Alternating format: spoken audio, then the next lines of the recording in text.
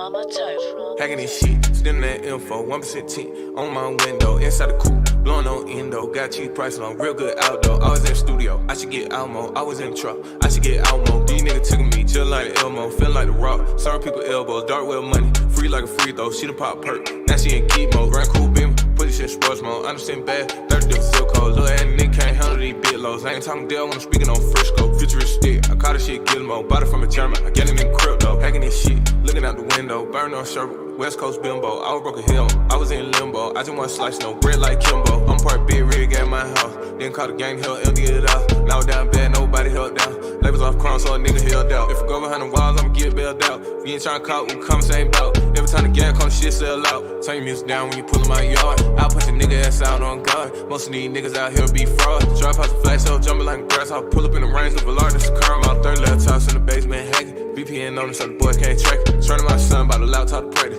Breaking them codes, my young nerds crackin'. Shooting at Sap, can't wait these bill. Goddamn shoes just broken up scale. But baby mama just pulled up to the jail. She gon' make sure a nigga making it bail. I just made 50K from a gateway on cyberspace from an encrypted site.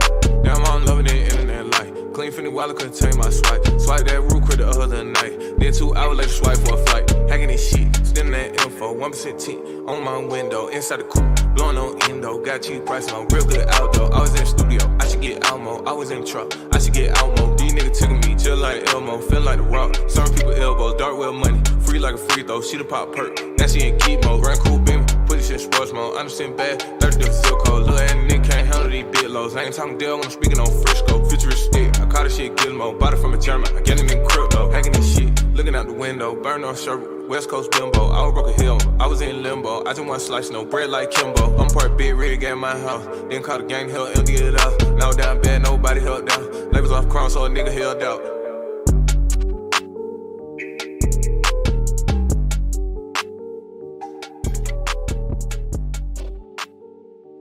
Warning: the following content contains strong language and may not be suitable for children. This content is primarily for adults, as this is a trucking channel and truckers have filthy mouths.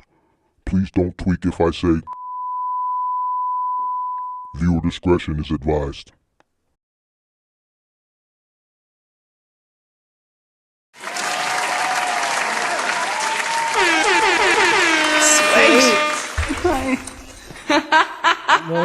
Morning. How's everybody doing this morning? Good afternoon.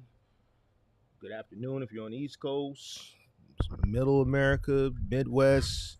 Good morning if you are on the West Coast. How is everybody doing? Make sure you guys come on in. Hit that like button. Shout out to Great Polo. Shout out to everybody that's in the MGM game. Shout out to all the moderators. I see Moving Company Hustle, Kirk Morris, Rich Jew representing the crib. This is Aspley Automotive says checking in from the UK. Shout out to everybody that's watching UK. Business advice is absolutely fire. Been following Mark for a while now. Appreciate you tapping in, soaking in some of this info from the UK. Appreciate you. Goat Logistics. What's going on? Kirk Morris. Kobe representing Georgia. William Sweet representing Jacksonville. Shout out to Pippi. Shout out to all the moderators. Brandon Williams, Jay Stokes representing Detroit. Shout out to everybody over on the Discord. What is going on? If you haven't followed the Discord, make sure you follow the Discord. Make sure you tap in over there. Go through the sign-up process. Make sure you put in your information to get into the Discord. Actually, I am going to bump up the moderation sometime today so that we can still keep it exclusive. We had a really good conversation Sunday on the Discord. It was really it was a long conversation. Went from about 5:30 my time to about 11 o'clock, about 10, 11 o'clock my time. And it was a full room over there. We went from politics to talked a little bit about truck. It was mostly about politics. Then we went into slavery, ancestry, things of that nature. Pippi, we actually heard Pippi's voice. Pippi was talking over there. So we got Pippi tapped in. There was a few women that tapped in over there. Ashley, who else?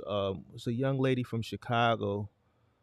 that tapped in too. So the difference from YouTube versus the Discord is over there we talk about pretty much everything. So it's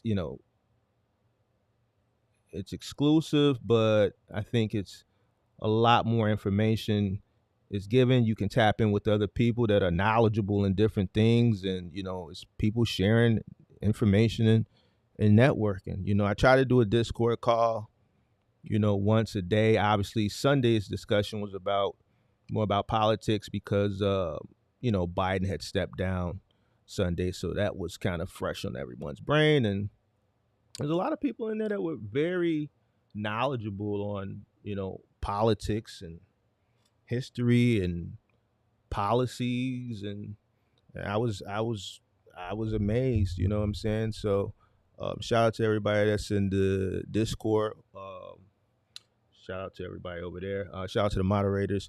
All right, come on in. So boom, let's get to it, because my morning, afternoon live streams, I try to keep them an hour.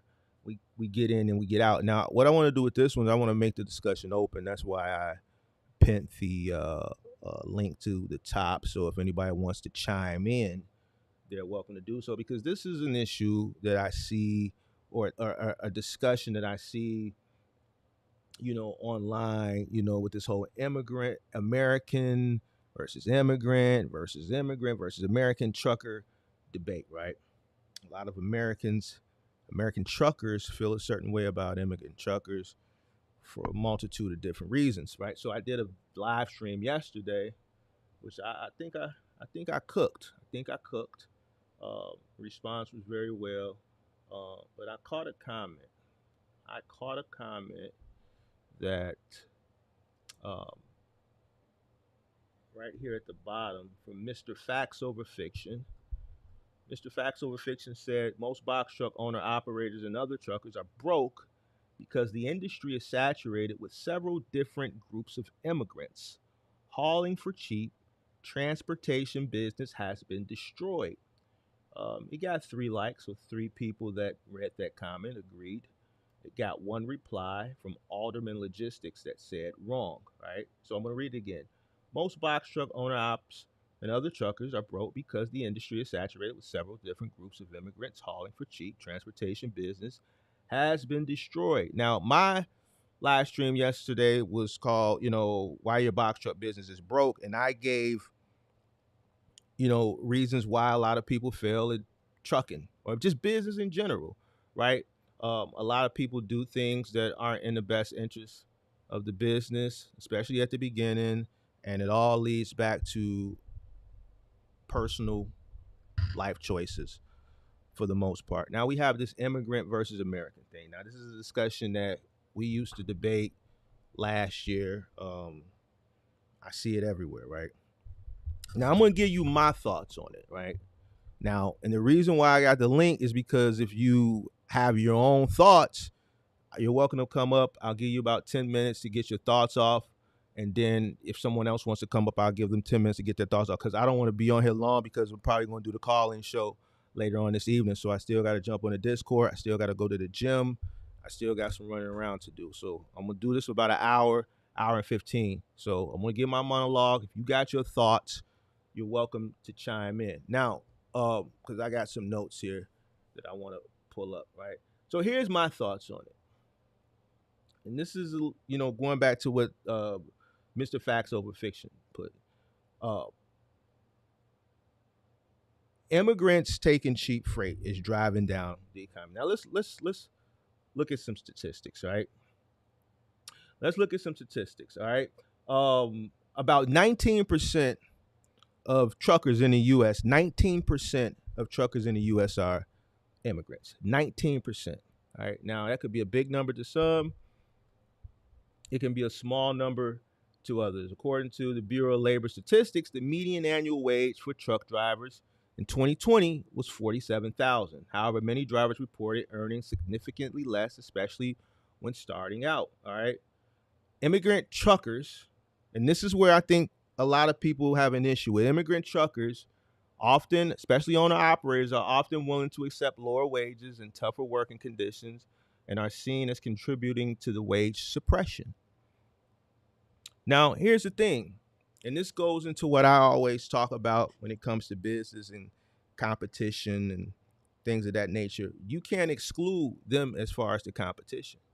If the government allows them to come in, and here's the thing, I did some research. I'm not an immigrant. So I don't, certain things I have to go research before I talk about it. I don't, subscribe to, starting businesses and applying for businesses, or if I was an employee applying for a job the way an immigrant would apply for the job, because I'm an American, right? So I did a research, I did a Google on can, a green card, a person who holds a green card who's not fully a citizen, but like a permanent resident, right? So a green card, can they apply for a CDL, right?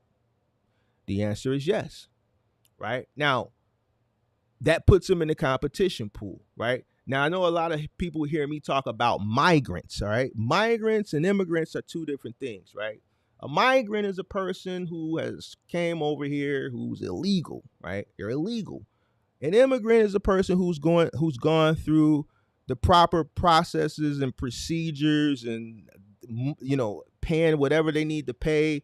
And this is a long process. It's a lengthy process. And from my understanding, I'm not an immigrant. From my understanding, it can be an expensive process. I don't have an issue with those, with immigrants, right? So here's the thing.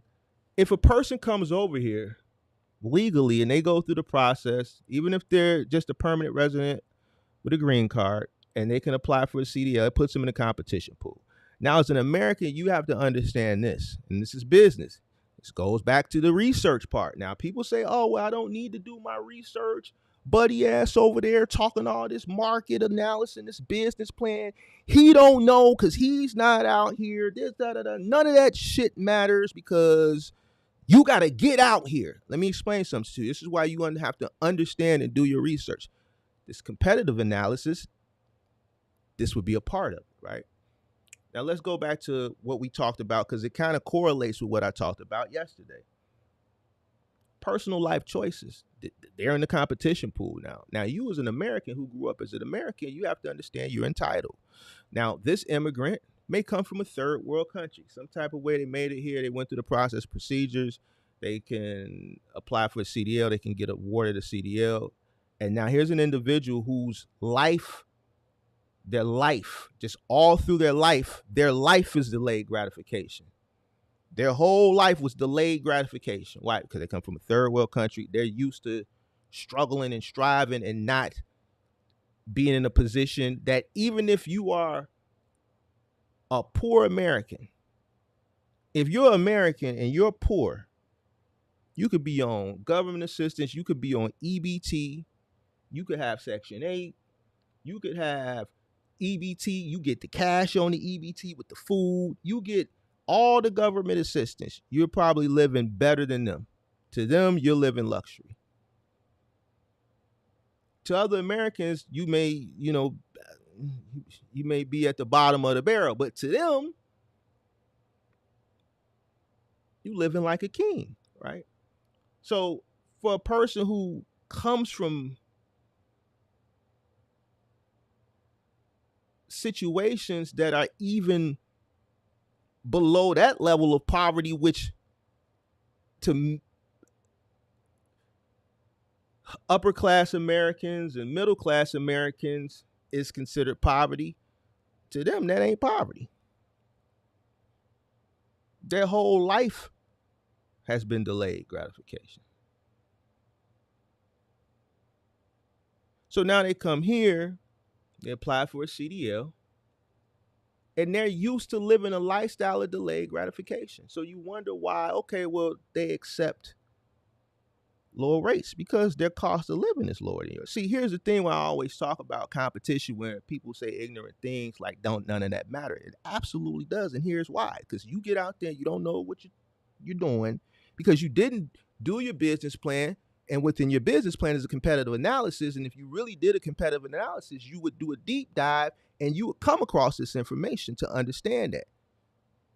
See, me, if I was getting into trucking right now, I would understand this. And then I would weigh the pros and cons. Is this something I I really want to do. And if I do this with the understanding of what's happening, right?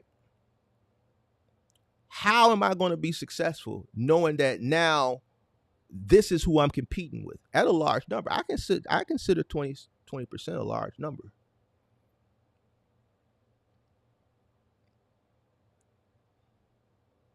I'm going to tell you what they're going to do. They're going to come over here, and this is how they beating you. When I tell you don't go out and buy the expensive truck, and you say things like, well, you know, these older trucks break down. I tell you all trucks break down, and you tell me you don't want a truck with a little rust on it and this, that, third. They're going to go get the old trucks. I'm speaking from an owner-operator perspective. You can look at it from the guy that delivers your furniture. When you go to Ashley Furniture, or when you go to Bob's, or wherever you go in your market, and it's that one guy on the truck, he speaks a little English. You know, he speaks a little English. He speaks enough English to understand where you want to put the living room set. He gonna tell you to sign here. He speaks English. The other two guys on the truck don't speak a lick of English. When you own an operator, you driving across the country, these are the guys, and you see the truck. Hold on, let me get back to it. You see the truck. You see that old Isuzu, probably about a 98 or a 99, maybe a 2002, something like that. That old cab over truck. You went out and you bought a 2018 Freightliner, 2019 Freightliner. They already got you beat there. Now, what you also don't know is them three guys that's on that truck, they not related, but they all live together. What you mean? I'm going to tell you what I mean. Goes back to what I talked about yesterday. Your cost of living, right? Your living expenses. They live together. They'll go rent a house. You know, it may be what you may think may be expensive. To them, it's not expensive because those three guys are out busting their behind, right? And by them living together and combining their families, they're splitting all the costs. So if you were to rent that house with your box truck business, with them renting that house with their box truck business, because they're working together, they're living together, they're sharing everything, their costs get cut. Their costs get cut in a third. See, when they park their truck back at the terminal, they all hop in the same car and go to the same destination. When they get up in the morning to drive to that terminal, they come out of the same address, hop into the same car, drive to the destination, go in, back that truck into the dock, get their route, hop on the truck together, work all day together, come back, park the truck, hop back in the car, drive back to the same address, go in. They got their three wives. Each one of them got about 2 to 4 kids. They all living together, but they splitting the bills 3 ways. So now when you talk about delayed gratification, this is how they're able to run cheaper than you. So then you come with my comment section, and it's nothing wrong with that. You know what I'm saying? It's nothing wrong with that. This is why we're having a discussion now and say, well, they're ruining it and they're taking cheap rates. But then it goes back to what I say, it's competitive. I talk about 1980. I talk about the deregulation of trucking, but you don't want to hear that. You got to get out here and just do it. All that market analysis, that don't matter. Dude is in the crib. He's not out here.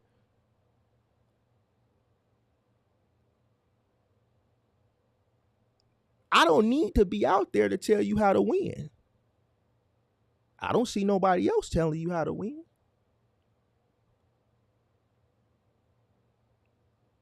This is why they're taking what you would consider cheap freight. It's not the fact that it's cheap.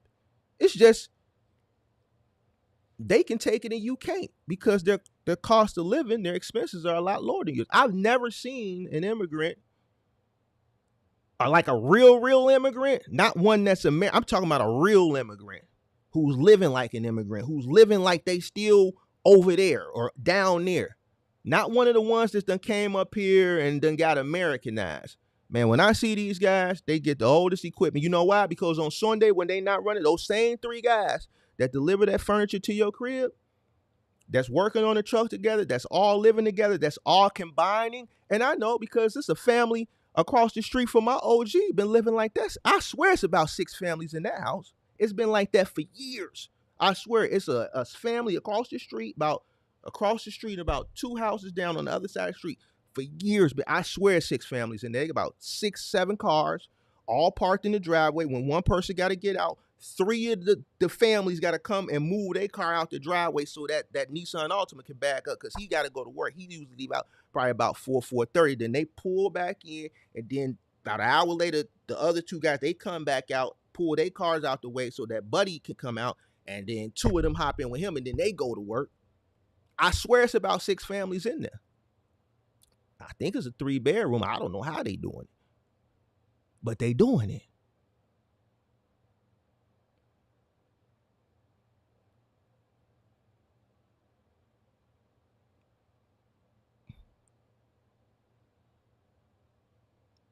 So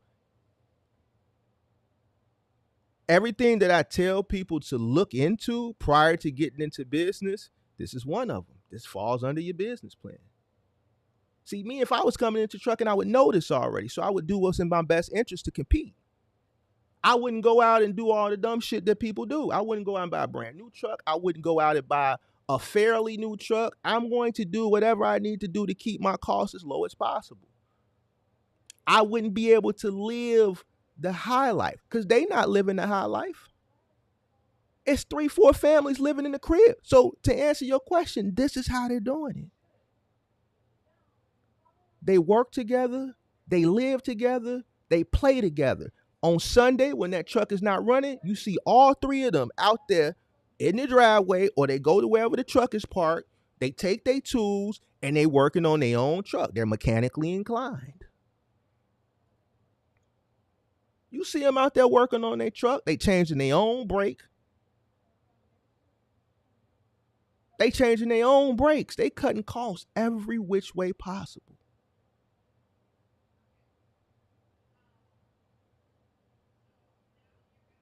So here's the thing. As more coming to this country the legal way, and if you have thoughts, the link is pinned to the top of the chat. Feel free to come on and share your thoughts. As long as they keep coming to the country legally or illegally, because the ones that have come illegally, they are eventually going to be legalized.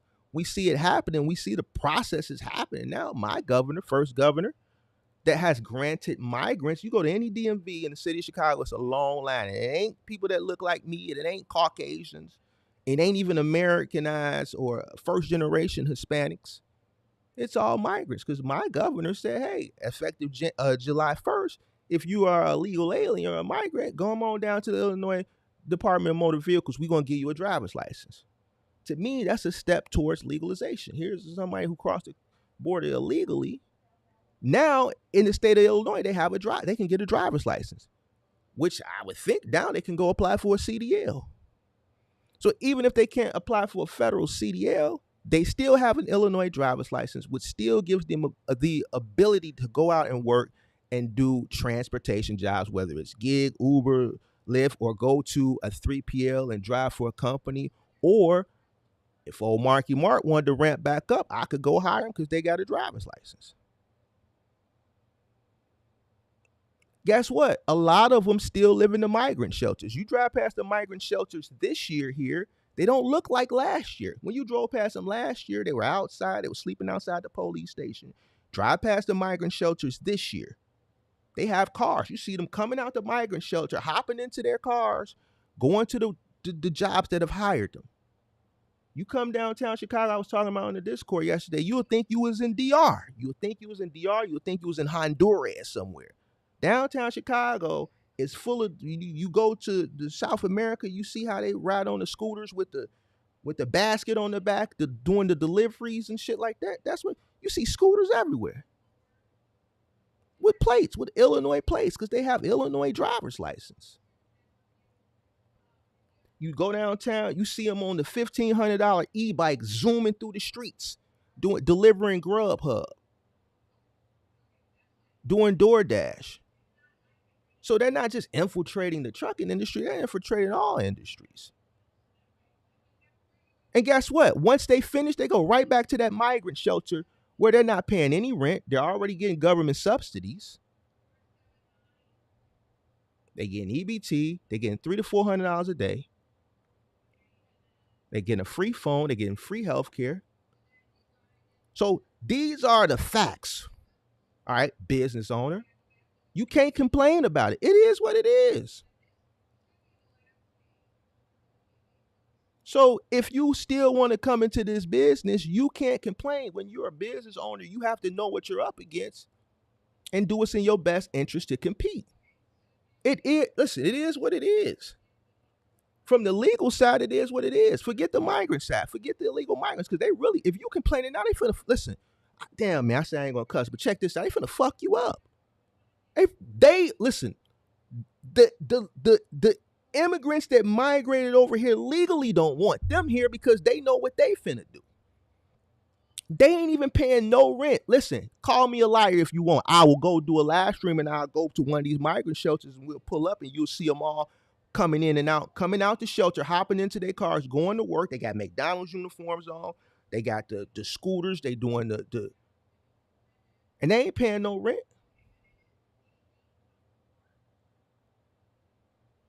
So how much money you think they saving? So you complaining about the immigrants who already are used to a lifestyle of delayed gratification, and the immigrants is worried about the migrants.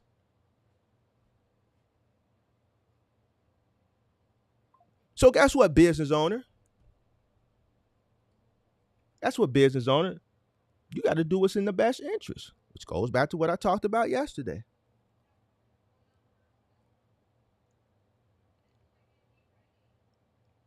What you gonna do? You got two options. You either gonna make more money or you gonna cut your costs somewhere.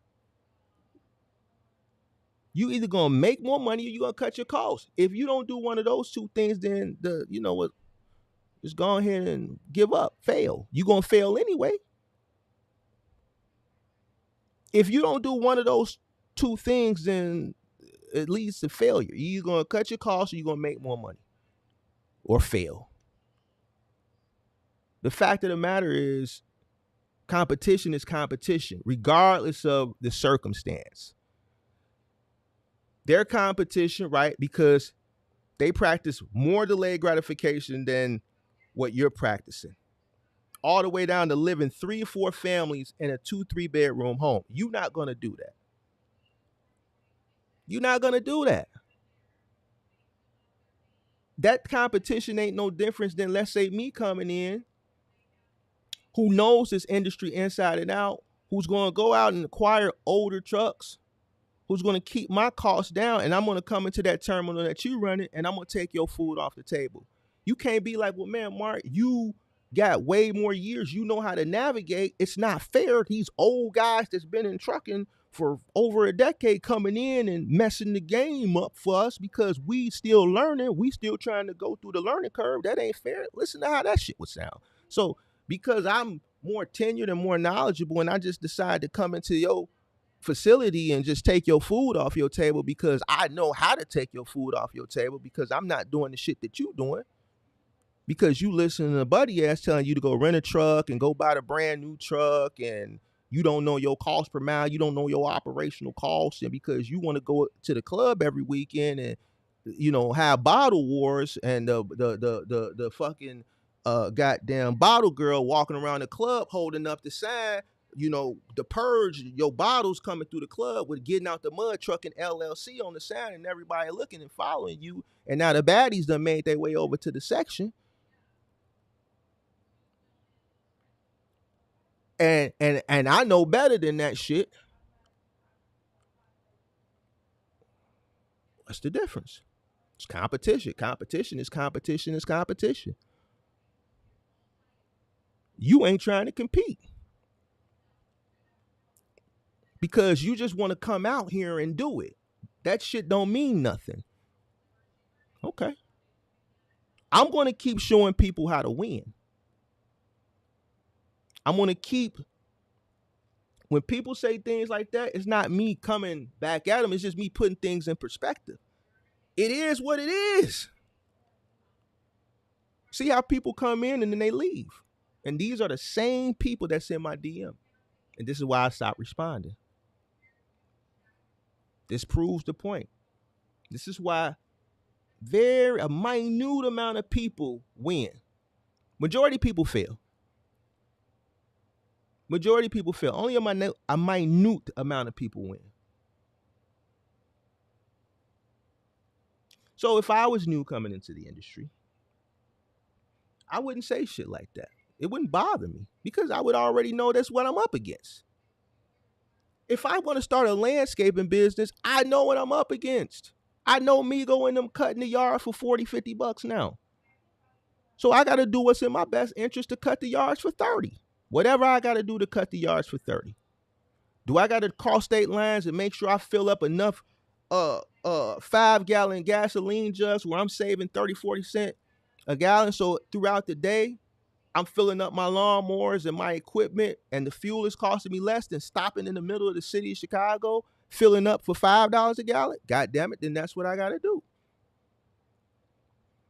If I got to, be out there in the field cutting grass myself, do I got to cut my profit margin down personally, right?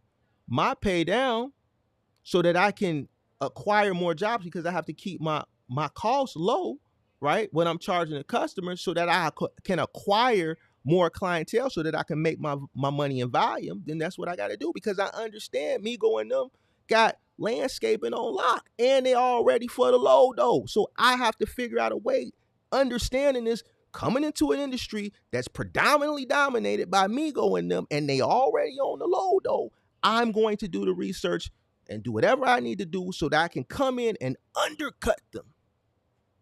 Well then, man, Mark, you messing it up. You driving down a race. Okay, so be it. Why? Because I'm still making money. I understand. Well, listen, the only way I'm going to make money is in volume. I got to have a multitude of clients, and I got to do at least 20 yards a day. So be it. Fuck it. This is what I'm choosing to do. This is what's got to be done in order for me to compete. Fuck it. Hold on a second.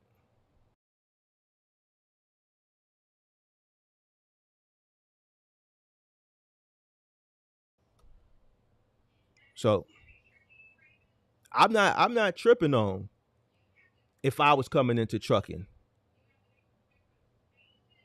and worried about Buddy Ass and them, Migo and them. It wouldn't even bother me. You know why? Because the same equipment that they run around, you seen the 2 trucks that I kept. They 05s. Them gonna be the first 2. And if I go and I build back up, the truck that I acquired gonna be right around that same year. I'm not worried about it. You know why? Because I'm gonna take it to the truck repair shop that's ran by them, and they all ready for the load though. I'm not paying $200 and $250 an hour to get shit repaired. I'm paying $135. I'm taking it to Migo and them. I'm going to utilize them. You take your shit to Chicago truck repair over there, all 55 with all the Mack trucks and all the white boys over there. They ain't real diesel.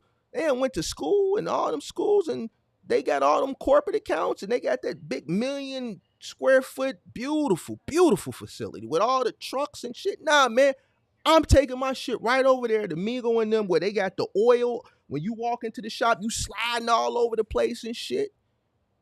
Fuck, I'm going over there. I got a 05s and 06s. I'm taking my shit to Migo.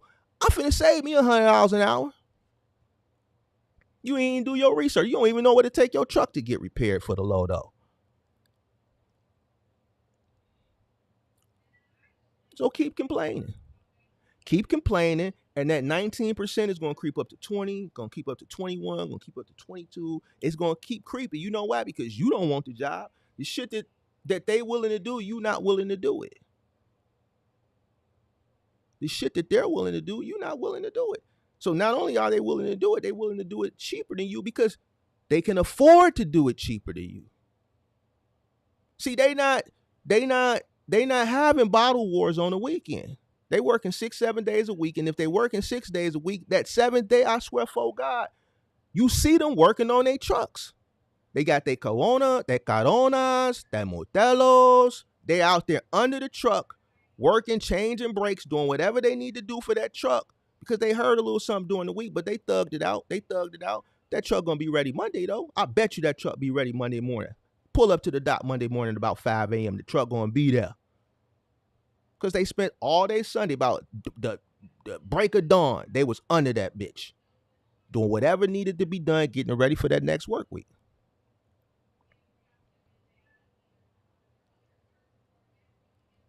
What I keep telling people, they come in, they say this dumb shit, and I say, well, you don't know business. You understand business, you can run any business and you know how to compete. Like, who said you got to look a certain way? Like, why do people think they got to come out here and they going to go get all these expensive trucks and shit and this shit, and they over here, this way up here, when the margins are way down here and the margins are getting tighter? The margins ain't getting, why the margins getting tighter? Okay, you waiting for a correction. What do you mean? This is the way it is. This is normal. I'm telling you, I've been in trucking for a long time. I've even showed you rates from over 10 years ago, and they were the same. So check this out. Where do you think, with an influx of immigration coming in, who understand delayed gratification, where, like, the rates are going to stay similar? They're going to stay similar.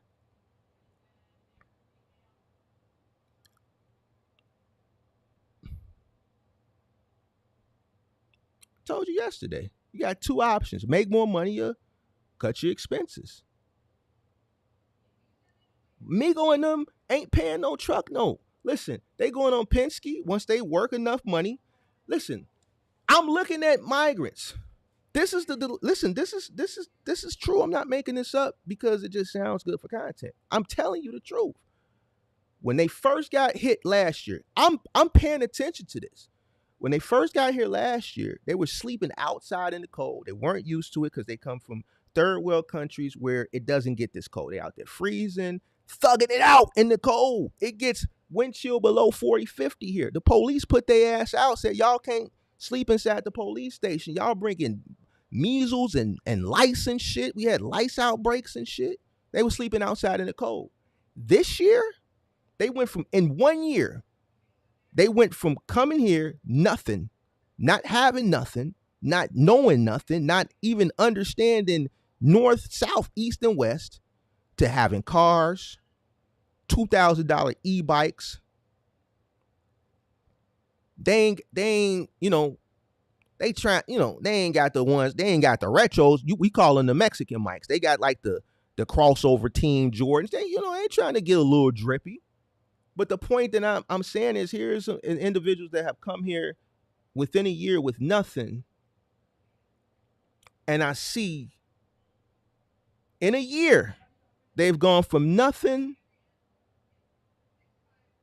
to something.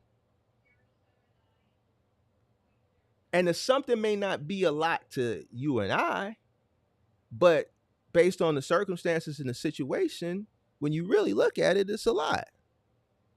And then if you look at the assistance that they're getting, it's even more, which is why they can undercut you. You're not see, here's the thing. This is why I don't say, like, where is people comprehension? And like, what, like, if you see immigrants that have come over here legally, we were on the Discord the other day, and it was an immigrant that said, listen, when immigrants, people who have migrated over here legally, saying, listen, we worry about them taking our job, that should tell you something. You're worried about the immigrants. The immigrants worried about the migrants. Am I lying? Do what's in the best interest of you and your business. Stop complaining about immigrants, because the thing is, they're not going nowhere. In actuality, we need them, you know, because there's a lot of jobs that people don't want to do, and they're doing the job.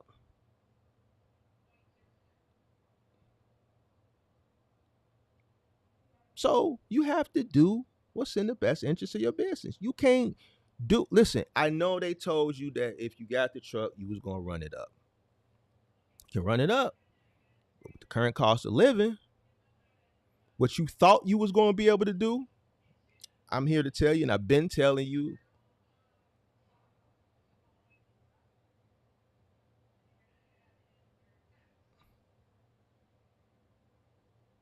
nah, man.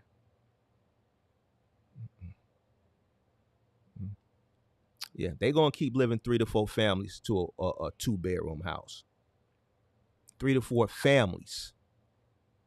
3 to 4 families to a 2 to 3 bedroom house. They're going to continue to carpool to work. They're going to continue to cook food and not eat out. They're going to continue to work on their own trucks, fix their own trucks. They're not only are they going to delay their gratification because they're used to delayed gratification anyway, so the opportunity that's presented to them is like, man, this is the greatest thing on earth. Then when they go to the facilities, they're not going to bicker and complain. They're going to outwork you. They're already out competing you as far as cost is concerned. Now they're going to outwork you. They're not going to play. They're not going to shuck and jive with the operations supervisor and the branch manager on rates and things like that. They're going to accept it because they cost ain't what your cost is. They're going to take the route that you don't want to take. The OTR guys, the company guys, the owner-operator guys that steady falling off because they don't want to stay over the road because Boo Babe blowing them down. When you coming home, they going to stay over the road for the long time. When they come home, they just going to impregnate their wife again. You know, they already got, they like kids. They got a bunch of kids. They wife stay at the crib. Notice they wives don't really work. They stay at the crib. You know why? Because the guys are working. How is it that those people, those guys, can work, their wives can stay at home and be homemakers? It's almost like they living in the 50s and 60s. They can make enough money to take care of a wife, 4 kids, because they're working extremely hard and their living expenses are extremely low.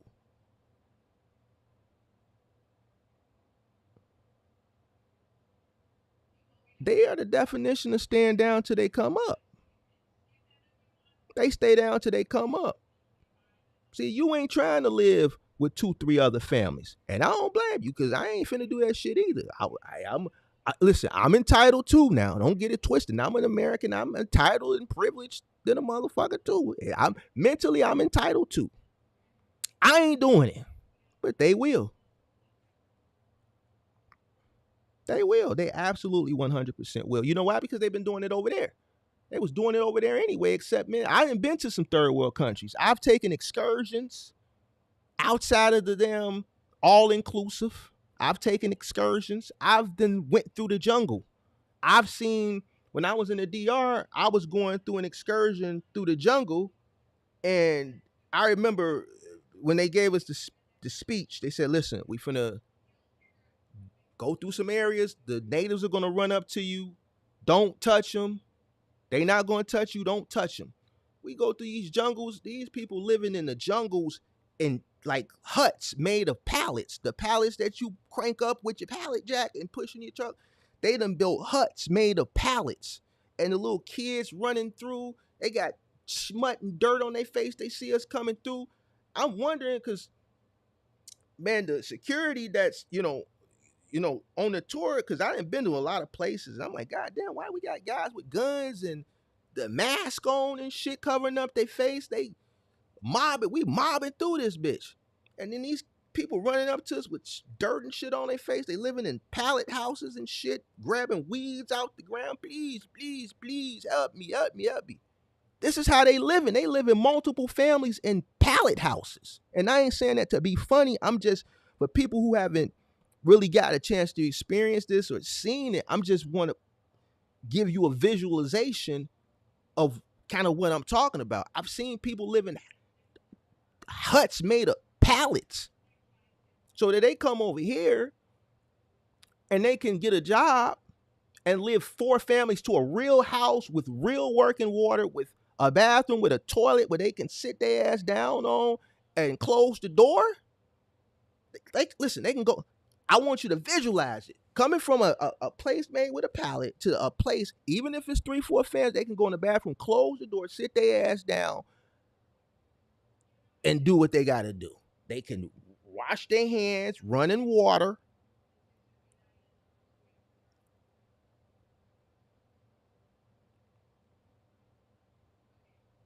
Come on, man.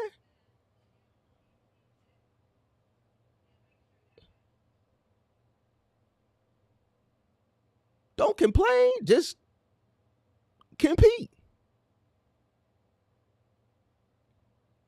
I hope I gave you an understanding of what you up against. See, you might have not known all this. That's why people write shit in the comment sections like this.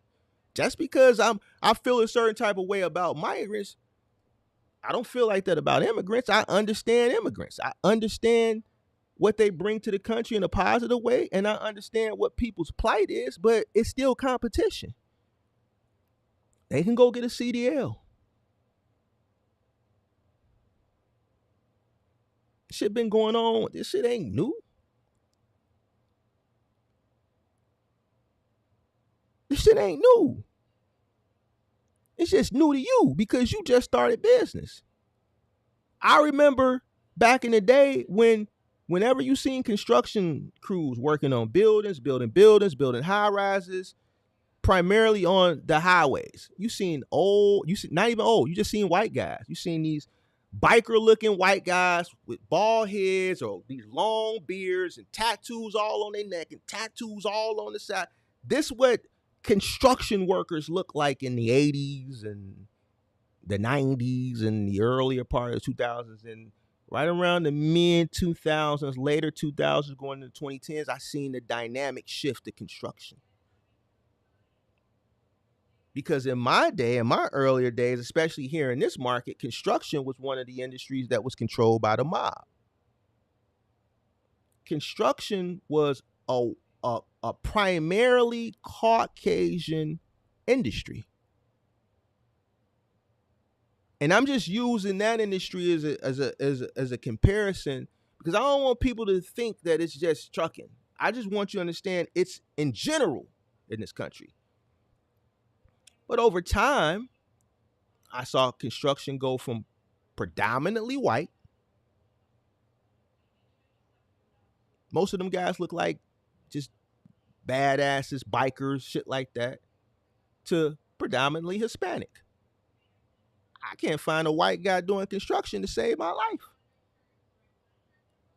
You know why? Because that generation, that younger generation of children, right, from the boomers, boomers, Gen X, their children, late millennials in general, let's say, Gen Z, they don't want to do construction.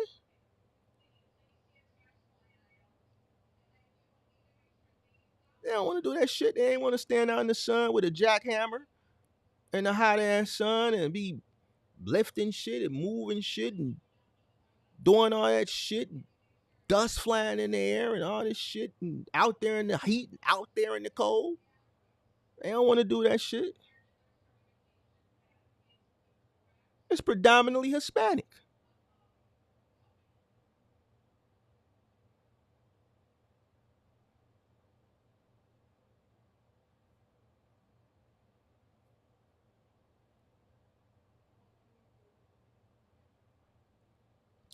Americans don't want to do certain jobs no more. So you can't really complain. But now this trucking thing, because it was promoted to you, and the link is pinned to the top of the chat. If anybody got something they want to add, feel free. When it comes to this trucking shit, because misinformation has been perpetuated through influence. The information that I'm giving you, like from the live stream yesterday, from this live stream today, is the information that you need to know. I hate when people say ignorant shit. Shit that don't make sense.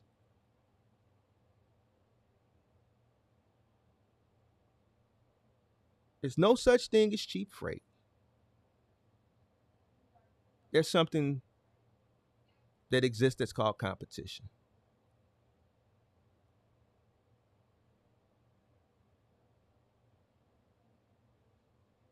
You can't get mad at the next person because they're competing better than you. This is something that you should have known. This is something that you should have prepared for prior to coming into business. But continue to do what's not in your best interest. Continue to listen and say, I'm just going to come out here because Mark ass ain't out here. So he can't tell us about this shit that worked over a decade. This is the same shit. The blueprint is the same. Business is business. Keep dispelling people's false myths. Whatever the shit that these people be telling y'all in these fucking YouTube videos or primarily Instagram. That shit over there is just Instagram and the Facebook groups.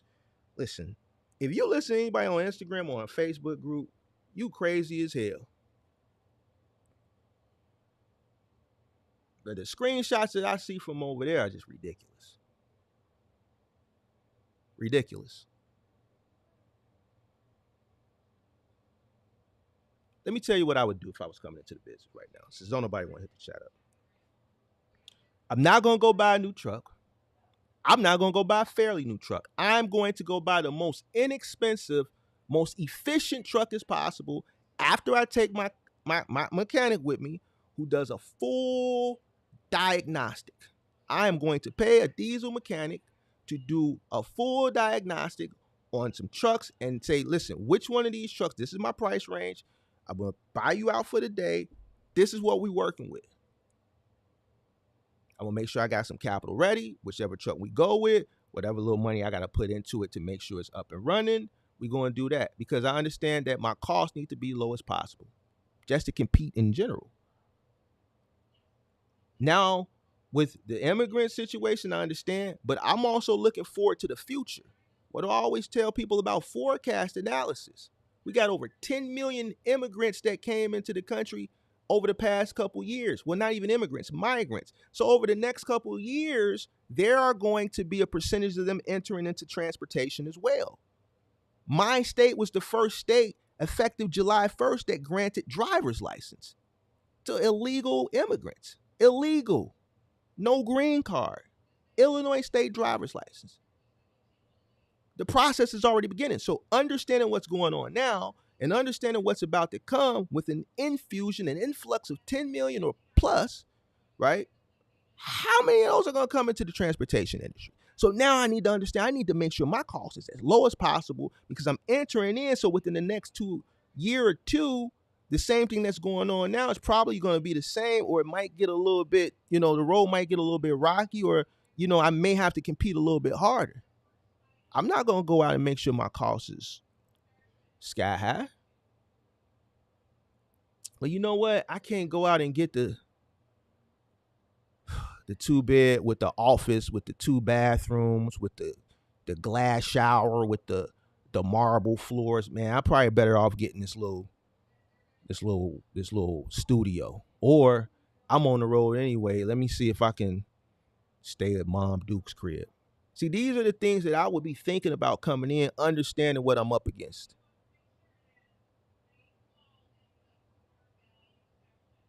I wouldn't be out doing what's not in the best interest. I would be prepared for war. I wouldn't be the guy that's in chats and comment sections complaining. I wouldn't be complaining because I'd be too busy competing. I'd be too busy strategizing. Real business owners don't complain. We strategize. We strategize. We don't play checkers. We play chess. The time you spending, you wasting complaining, you could be busy strategizing. All right, man, I fucked up and went and bought this truck. I can't really, it's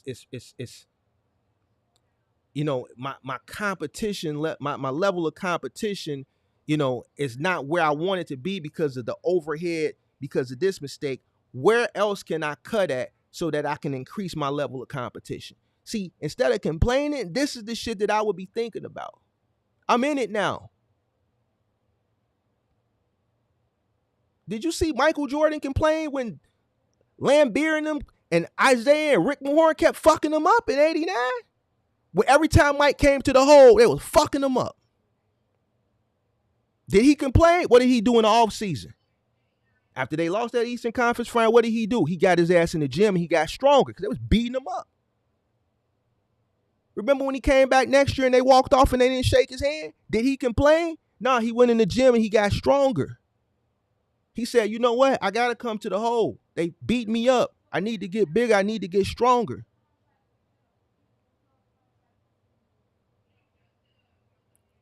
Winners don't complain. They come up with solutions. Winners don't complain and come up with solutions. You in the game now. See, I told you before, once you get in the game, you in the game. Don't get in the game not knowing how to play the game. Learn how to play the game. This ain't solitaire. You can't play this game for free and learn. Like, you gotta have some level of understanding before you jump your ass in this game. We not friends. Ain't no friends. What can I keep telling you about this camaraderie shit? Like, what do y'all think? Like, if I'm in this game, I'm trying to take your head off. I'm not your friend. I don't fuck with you, dude. Listen, we can talk in the Discord. We can kick it online. When I drop the link, I'll kick it with you.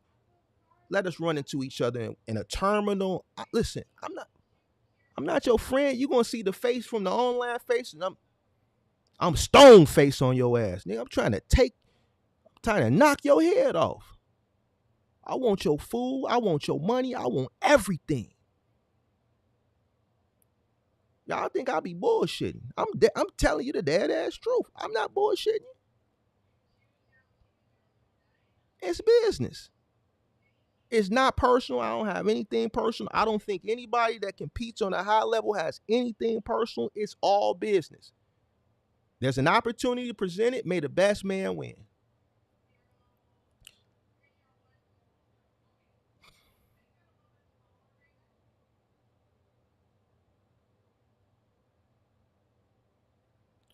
Nobody gonna hit the link?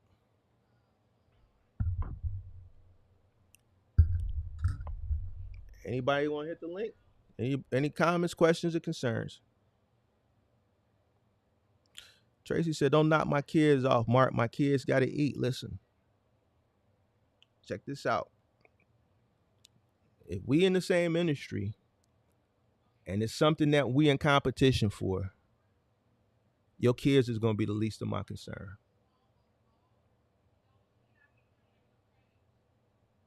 I'm not going to be like, well, man, I'm going to let him get that. I'm going to bid higher so that he can win it because he got to feed his kids. What's my saying? Don't get offended. It's just business. Fuck them kids. I got to eat too. If I let everybody that got kids beat me to the punch, I'm never going to eat. I got to get it too. And you should be saying the same thing about me and the next guy. Level Sports say, what if your friends talk negative about you? What they got to do with this? What they got to do with anything? What if your friends talk? What does that got to do with what we talking about? Level Sports, what does that have to do with what we talking about? What does that have to do with what we're talking about? We're talking about business. We're talking about competition. We're talking about American trucker versus immigrant. And I just dispelled this whole myth that immigrant truckers are making it bad for American truckers. Immigrant truckers are competing. That's it. That's all. So what does your friends have to do about talking bad? Or I don't understand. Where are we going with this? In businesses, listen, what does friends have to do with business? If I have a friend and we're in the same industry, then we're pulling each other up. If I got leverage, if I'm in the 3PL and I got leverage, I'm having my way in there. And my homie, one of my guys, one of the guys from the land, not just some associate, I'm talking about a guy that's from the land that we shake up with, we under the act together. You dig what I'm saying? Here's what I'm gonna do. If he's my homie like that and I'm having my way in the facility, listen, you got one truck, all right, running under me. I'm gonna give you the majority of the contract. Boom, I'm gonna bring you in under the act. You're gonna run under me, and then I'm just gonna let you have 100% of that. Since they won't let you in, I'm having my way in. I'm gonna bring it in. That's my homie. That's my homie. We gonna pull each other up. But if I don't fuck with you, I don't fuck with you. I'm taking your head off. Listen, I got plenty of homies through my tenure that I pulled up. When my homies came and worked for me, they was making damn near 30 an hour. The people who I hired, who I didn't know, they weren't making that. My brother, he worked for me for many years. The position he in now is because of his tenure under me and my relationships. That has nothing to do with it. Your people is your people. Just like my subscribers is my people. That's why we kick it. My subscribers is my people. That's why we kick it. I take my experience and my tenure and I pour into my people so that they can go out and the competition who's not a part of what we got going on, those are the people that we underbid. Those are the people that we undercut. Those are the people that we take food off their table because they have a lack of understanding or they're doing what's not in their best interest or they they come out here without a business plan or they don't know they cost per mile. Me kicking it with my people is pulling my people up. If you my people, then we on the same squad.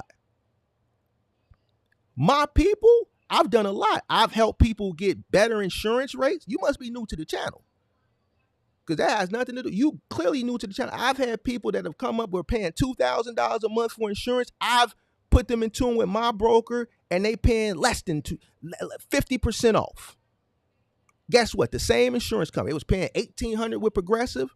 My broker got them paying $900 with Progressive. Same plan.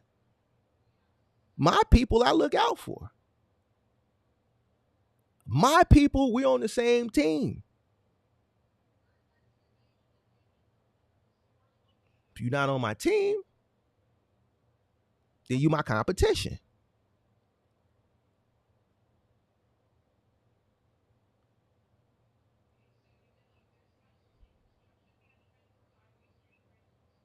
Not personal, it's business.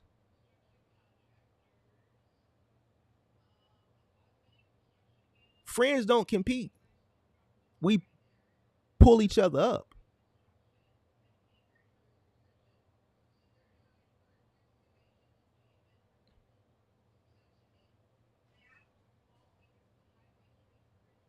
Oh, I don't know. I'm just an OG with, I guess, an old school mindset. I don't know. But this is what's going on. That's my take on the immigrant American thing. Please stop saying that shit. There ain't nobody taking nothing off nobody. Listen, ain't nobody making it bad. The end of, you start a business, if your business is not succeeding, you only have one way to point that finger. Go look in the mirror and point at the mirror. Go look in the mirror and point. All right? If your shit ain't doing good, that's the only person you have to blame. You have to figure out what you're doing wrong in your business. You have to change things in your business so that you compete. You come into this business not understanding the shit that I'm talking about. This is the issue.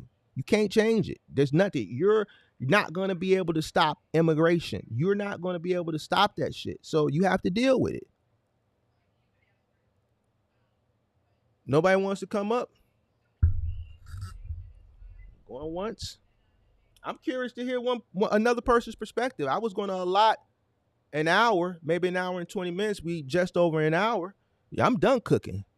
I'm curious to know if somebody else got something they want to say. I see a few immigrants in here. Let me see what some of my immigrant buddies are saying. DJ Starboy, all excuses to justifying why they are not successful, lack of accountability, work ethic, and bad financial decisions on their behalf. Absolutely right, Mark. That's it. My immigrant buddies is agreeing with me. It's business. So, I don't know.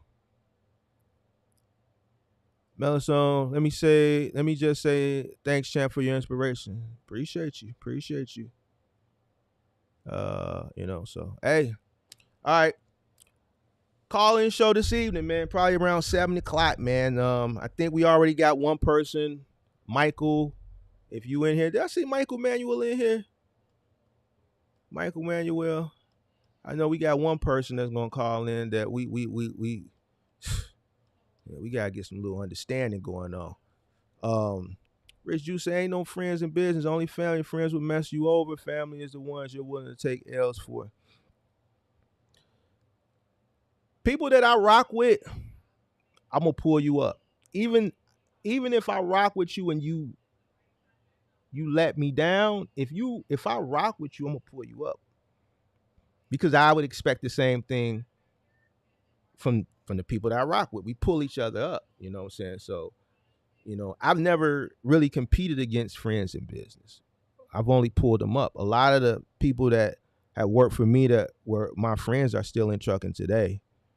So, so I've only pulled people up. If you're not my friend, you're not in my immediate circle or someone that, is a part of my, confines and just, whether it be my family, my friends, my subscribers, then you competition.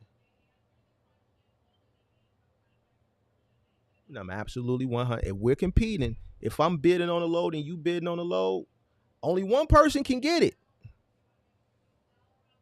And I'm going to do everything in my power to make sure it's me. Why would I want you to win? I'm trying to make money.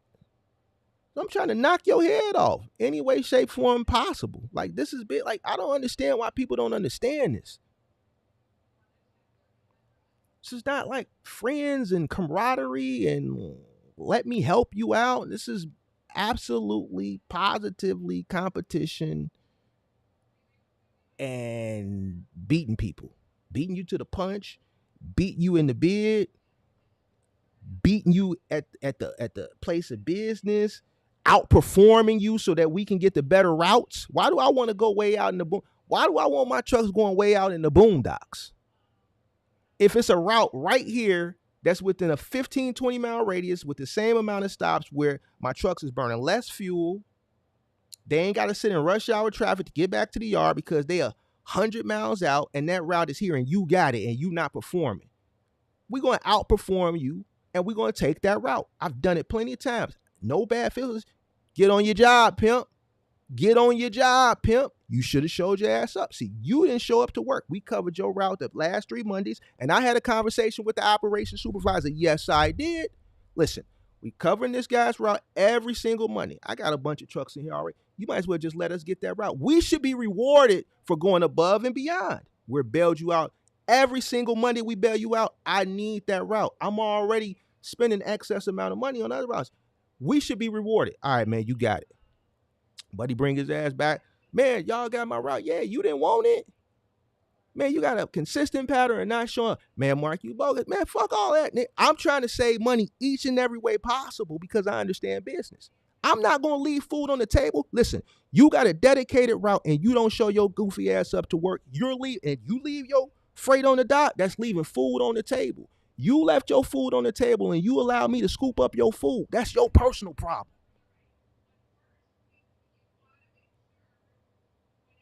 Leave your food on. I'm not leaving no food on the table. You think I'm going to leave my freight on the dock for somebody else to cover my load so they can talk shit? And especially if I got a good route, a little 15, 20. Listen, I was fighting for when we had that Office Depot shit, I wanted those city school routes. I wanted the city high schools. I wanted the city grammar schools. I wanted the county buildings downtown. I wanted the medical district. All them guys, I fought for them routes. I fought for them routes. You know why? Because they wasn't that far. I would rather have my trucks, and this is for the people of Chicago, y'all ain't gonna understand. I got tired of sending my trucks way out to Grays Lake, way up to Zion, all the way out to Wheaton, all the way up to Gurney. I got a route out, a truck going way out to Gurney every day. Goddamn, near up by the Wisconsin border. Mount Zion and Mount, what all these goddamn northwestern suburbs. Elgin and shit. And then they gotta, once they finish doing their 50 stops way up there, they gotta bring their ass all the way back in the city in rush hour traffic. Paying toll, sitting there. I gotta hear their mouth complaining, man, I was sitting in traffic an hour and 50 minutes to get back to the yard from Elgin. Then don't let it be not rain or snow and shit. Man, I had a truck, I kid you not, took 8 hours to get back to the yard from a Chicago suburb during a snowstorm. No, I'd rather my trucks be right here in the city. So as soon as they finish their route, they about a mile away from the yard.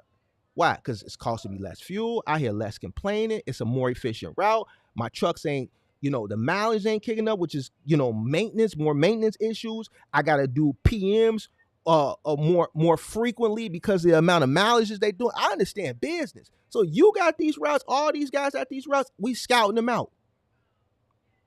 I'm knocking your head off. I don't give a fuck about what you got going on. I'm trying to cut my costs. Don't show your ass up to work and leave freight on the dock. And they call me and, hey, Mark, you got another truck. Can one of your guys cover this? Can we split this route that was left on the dock amongst 3 of your trucks? Yeah, you got it. Let me do that shit 2 or 3 times. And let me see a pattern. We gonna have a conversation. You motherfucking right. Keep on thinking that somebody is your friend and gonna look out. Well, yeah, don't worry, we ain't gonna show up. Buddy ass over there with the locks, his company, they gonna cover it for him. They gonna get them the XPO or NAL or whoever you running the contract on it. They gonna get him to cover. He got a bunch of trucks in here anyway. Yeah, we gonna cover it, all right.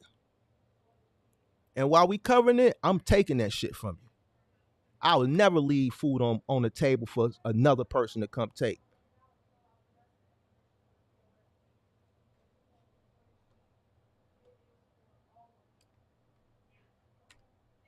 My goddamn button. Yo, goof ass. I'm out of here, man.